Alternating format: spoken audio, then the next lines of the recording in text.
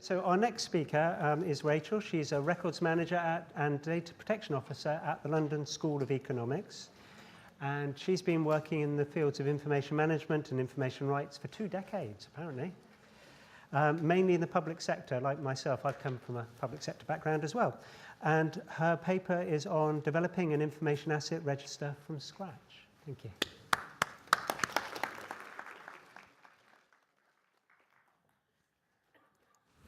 Okay, yes, I hadn't quite realised it was 2 decades, but yes, I suppose it is.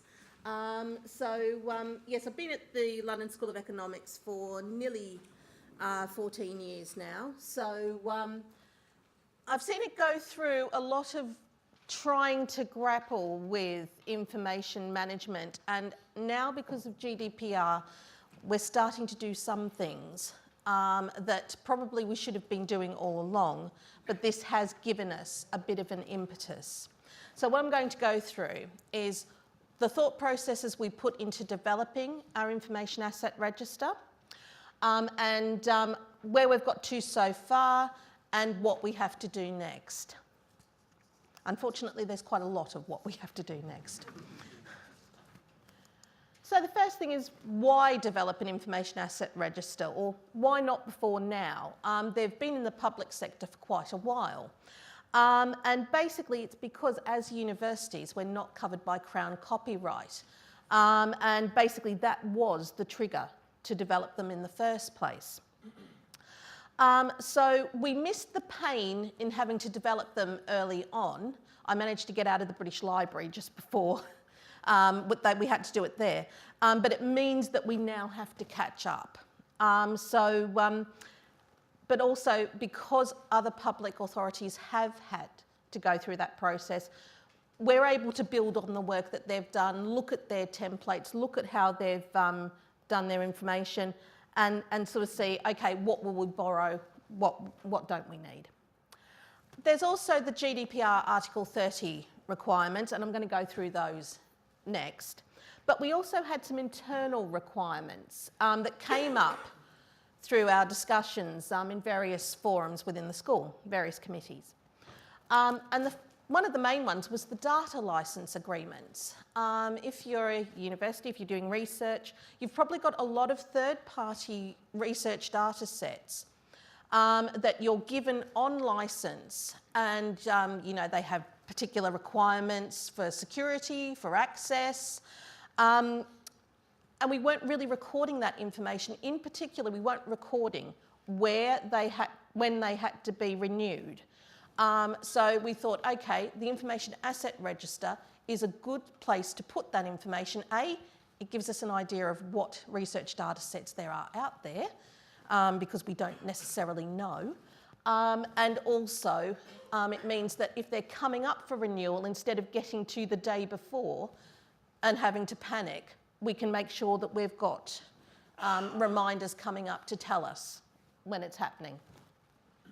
We also needed some way of recording secure destruction. Basically, there are some sort of research data, some other data that we might hold that needs to go through a degausser. If you don't know what a degausser is, it's something you feed a magnetic disk into and it scrambles the disk completely. We probably don't have a lot of information that needs to go through that, but we do have a degausser now, and if we need to use it, then we can. But again, we had no way of recording what sort of personal data would need to go through that process. Now we can. And also just to support better records management. Although I have been the records manager at the school since 2014, because I'm also data protection and freedom of information officer, records management goes to the bottom of my to-do list because everything else has deadlines. For the first time, I'm actually doing proper records management and nobody can stop me. So what does Article 30 require? And I've actually just copied the whole thing here. I am not going to read it out to you. But it is worth looking at Article 30 if you haven't already, just to ensure that you have included within your information asset register what you need to include.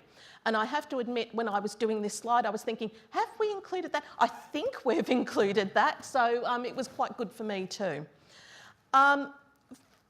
for example, it states as a data controller, you shall maintain a record of processing activities and that record shall contain the name and contact details of the controller. Does that mean for each bit of personal data? Is it something you can have just as sort of like the start and then list all the personal data? I think it would be a little bit silly to have to say, oh, and by the way, we're the LSE and we're the data controller for this for every single information asset register entry. So the likelihood is we will have a landing page stating that we are the LSE, we're the data controller for this information, and then a link through to our information asset register. And I'm firmly of the opinion that we should be publishing this. That's the whole point of it. So that will be the idea. The purpose for processing, well, this is one of the big things that you need to include. So we're taking that to mean the lawful basis set out in Articles 6 and 9 of the GDPR. So, and 9 covers special categories of personal data. And that's just been incorporated as one of the fields into our information asset register. A description of the categories of data subjects and categories of personal data. To a degree, I think the data protection register entry does this better, you know, because it groups together all of the data subjects, it groups together all of the categories of personal data you're processing in a much more sort of obvious way. However, in our information asset register, we will have 2 fields, the information asset name and the associated description field, which should cover what's in there, what personal data you'd find. And for systems, we've developed a checklist which does go into the detail of what personal data you'll find in there. It's sort of easier to do that when you've got a structured data set rather than a collection of personal data that's much more unstructured. Categories of recipients. Again, I think this is grouped together better in the data protection register entry, but we have included a field for who can access the information asset, and that would include anybody we share that data with.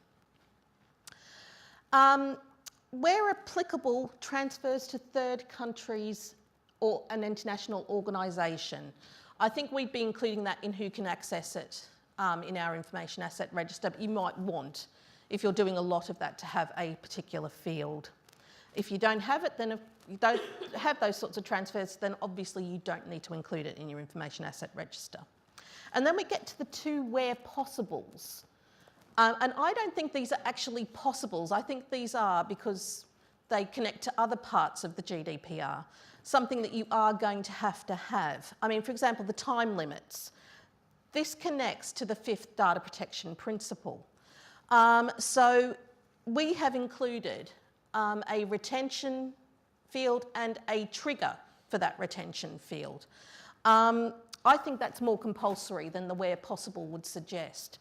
And I also think the security measures is more of a definitely include those rather than, you know, maybe if we feel like it. Again, technical and organisational methods are set out in another part of the GDPR as something you must cover. So I'd just put them straight into your information asset register if I were you, and that's what we've done. So how did we go about creating our information asset register? Well, the first thing I did, because they have been going for a while, is check the National Archives guidance, which set out a basic methodology to follow. Strangely enough, it's via its digital continuity program, but it is in there. The next thing was to look at examples from other places. Obviously, the National Archives had a template. We also looked at the Department of Transport IAR because it was the first one that came up on a Google search. And also the template provided to NHS organisations. Although the school doesn't have a clinical unit, we do a lot of research into health policy, which means that we need to be able to meet the NHS requirements for keeping personal data safe.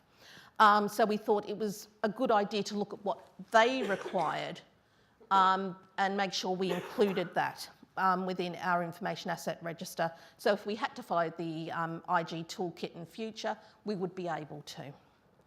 The next process was actually starting to develop the specification itself, sort of looking at the fields that were included in those examples. The first look through, we removed the fields we thought we wouldn't need, and then also thought about ones that we hadn't thought we'd need to include in the first place, for example, make and model for any information assets. We also looked at the terminology because as we worked through, we found that the same thing was labelled different ways in each of the different templates. The TNA template has a "what does it do" field that we've basically just called the asset description. The Information Security Manager, the school's archivist and I went through that list, got it refined, and then we sort of started grouping the fields together in a way that I'll go through next. But, you know, for example, one of the things we decided on was instead of having a personal data and a special categories data field, we just created one personal data field which has a drop-down list of personal data, special categories, or both. The specification was added as an appendix to the new updated records management policy, which we decided to call the Information Asset and Records Management Policy. And that was signed off by our most senior management committee, so they can't say they haven't been warned. So what does our Information Asset Register include? Well, core fields, the things you'd sort of expect to be there: name, owner, description, retention. And I'm going to show an example of the core fields and a worked example sort of after this. The information security fields, we group together anything basically covering information security. So the access, who has access. Classification, this is the first time we've actually been able to incorporate our information security classification standard in anything. That's a drop-down list of the classification. And we're telling people, because confidential is the highest one we've got, that covers special categories data, restricted covers general personal data. Then any security measures that we need to use for the, like I said, we needed to include that as well. Then we've got the business continuity fields. Basically, it's the risks relating to the information assets, how we can ensure that we can continue to use the information assets. So it includes things like the risks to the assets, and this we got from the TNA's template, things like loss of confidentiality, loss of availability, loss of integrity. So, and people can choose either one or all three of those. There's also support contacts. If it's a particular piece of proprietary software and we need to know, that somebody is supporting it externally to the school, how do we contact those people? And backup. Sometimes this will be covered by the normal backup if it's on the shared drives, on the network drives or in the school's cloud. But if it's only on a sort of hard drive or something like that, how is the hard drive backed up?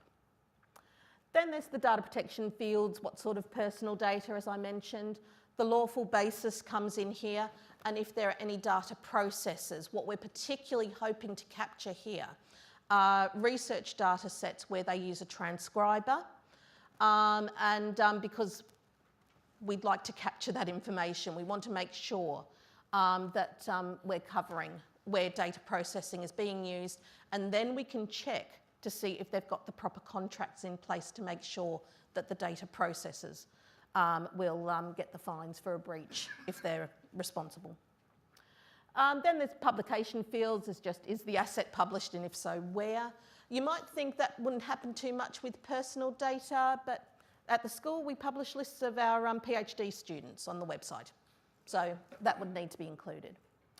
Then we get down to the data license agreement, so it's the restrictions of use, what are the allowed uses, and the renewal date. One question we have wrestled with is coverage. As I mentioned, we developed another checklist for systems as they also need to cope with requests for deletions, portability, etc. We have a systems catalogue that could take that information in, but the Information Asset Register was intended to cover both structured and unstructured data. And separating out the systems data could stop us from having a full picture of our personal data in one place. So at the moment, we intend the Information Asset Register to cover all sources of personal data, including research data sets and the big systems like SIDS, our students' database. So this is the example that I mentioned. Actually, it's quite a nice big screen, so it's easy to read. It is only an extract because even with that big screen, it's a very long spreadsheet. So these are some of the core fields, and we included 2 worked examples. This is one of them, to make it obvious to staff that it doesn't cover just databases, that it has to cover other sets of personal data. So I included the data protection request case files, just to give people an idea that, it'll cover personnel files and things like that. So we start with an asset type and give them a list of what those could be. And it could be more than electronic. It could also be physical, a database, a PC itself, or a mobile device. What the asset name's called. And sometimes there will be an obvious name. Sometimes it will be less obvious. Maybe it's just staff files or something like that. Then the asset description. And we're going for a short description here. We don't want War and Peace. We just want a general idea of what it contains. Then the number of records. And this has been a field that some people have had a bit more trouble with. And I've put in sort of like how big it is on our shared drive, just to give people an idea. Or I could have given the number of records we still hold. But it can be anything from shelf meters to number of records to how big it is. Then we get onto the retention. That includes our, this is a drop-down list, so you can only choose from the retention periods we allow. And I did add the retention trigger because, once you've chosen how long you're keeping something, well, from when. And this just gives people a chance to sort of think, okay, I was asked about sort of staff information, and it's sort of like, well, eventually they are going to leave the school, then 7 years. So doing some records management training at the same time. Then the location, where is it? That P drive is just our shared drive. But it could be a specific room. It could be cloud storage. In particular, we want to pick up if they've got anything on Dropbox or Google Docs. What the asset platform is, to a degree with this one, we're trying to pick up any proprietary systems. But I've included that it's sort of, Word, Excel, PDF, email, just to give some idea of what sort of formats the personal data might come in. The owner. Now, had an interesting discussion with some of our departmental managers on Monday about this. I've put in my name. I'm happy to put in my name. I'm responsible for those particular case files. But they have situations like their exam board chairs that change on a yearly basis. So should it be a name or should it be a role? I can see the arguments for both. So I have suggested if it is a role where the person changes regularly, then yes, put the role name in. But otherwise, we do want that name. We need somebody to take responsibility.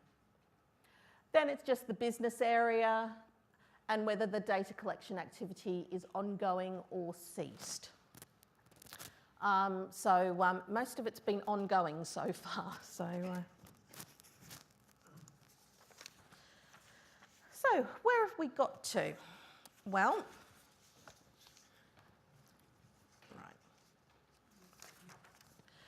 we have started. We've got an Excel template. You've seen one of the examples. The other one is the governor's database. We do have a lot of work to do on this, as we've managed to do a couple of units and only have about 140 to go. But the word is getting out, and we're trying to get things done sooner rather than later. Our Chief Operating Officer has said he wants this done by the 25th of January. We may have to go back and negotiate on that one. It's not necessarily that I don't think it can be done. We had one departmental manager fill his out in basically a morning, get it back to me, and I was sort of a bit surprised. But I think, yeah, we probably do need that earlier deadline just so we can start doing the work we need to do for other bits of GDPR compliance. The main issues so far have been the size of the information asset, the retention periods, and the lawful basis. So I've had to draft some extra guidance to go along with filling out the information asset register, plus also making myself available. Friday is the first day I don't have a meeting, and it's basically because I've been going around and talking to people about information asset registers. So our next steps, and they are some quite big questions that we still need to ask ourselves. And I will be taking it to our GDPR working group to help out with this. Where are we going to keep the data gathered? So we've got the template, we've got the spreadsheets, we've also got the systems checklist, and we've also got cloud system questionnaires. And it would be useful if we could bring all these three things together and any other information about systems and personal data, so they're in the one place so we can interrogate them. So we may be going for a proprietary database. I've seen one. It looked like a really good system. It looked highly configurable, and I'm sure it would be very helpful. But maybe considering the sort of like spending priorities of the school, we won't be able to get one. So would we be reliant on spreadsheets or SharePoint lists or things like that to keep the information? That's something, a big decision we're going to have to make about how best to manage this information once we've collected it. And the other big thing, and one that I sort of keep putting to one side and think, I'll think about that tomorrow, I'll think about that tomorrow. How will we maintain the information asset register? Once we've got this thing set up, once we've done the big data collection, once we know what's out there and we know where we're putting it, how are we going to make sure it doesn't become redundant? How are we going to make sure that we're picking up the new sets of personal data that are being collected and they're being created all the time?